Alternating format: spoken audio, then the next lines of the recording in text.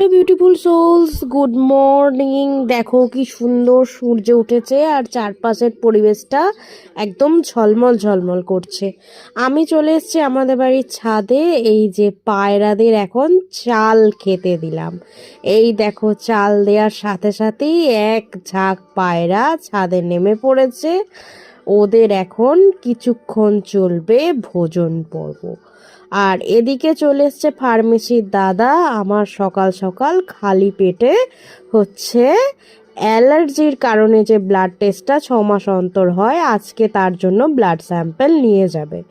এটা যেহেতু এমটি স্টমাকে নিতে হয় স্যাম্পেলটি, ওই জন্য আমার আজকে সকালবেলা জল ছাড়া কিছুই খাওয়া হয়নি। এই যে তোমাদের সাথে কথা বলতে বলতেই ছুঁচ ফুটে গেল। আর মাত্র 1 সিরিঞ্চি তরল আমার এই হাতির মতো চেহারার শরীর থেকে সংগ্রহ করে নিয়ে চলে গেল। যেহেতু রক্ত নিয়ে দুর্বল হয়ে গেছে শরীর, তাই বেশ করে ডিম টোস্ট, গোলমরিচ গুঁড়ো আর সস দিয়ে খেয়ে নিলাম। আর এদিকে এনাকে দেখো, কি অসাধারণ ব্যাপার। ইনি এখন টেবিলে উঠে পূর্বপুরুষদের ছবিগুলো দেখছেন আর ধরা পড়ে যাওয়ার পর ঠিক এই লেভেলের মুখ করে বসে থাকেন যেন উনি কিছুই জানেন না।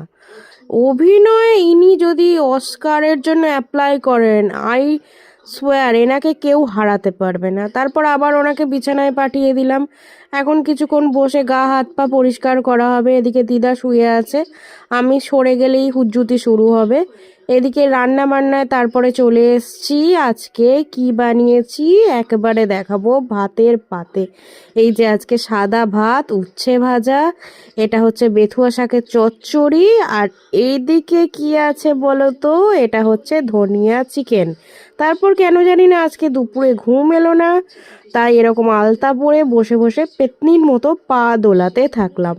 তোমরা সকলে ভালো থেকো, সুস্থ থেকো। আমার ভীষণ ঠান্ডা লেগেছে। আজকে আসি, চলো টাটা।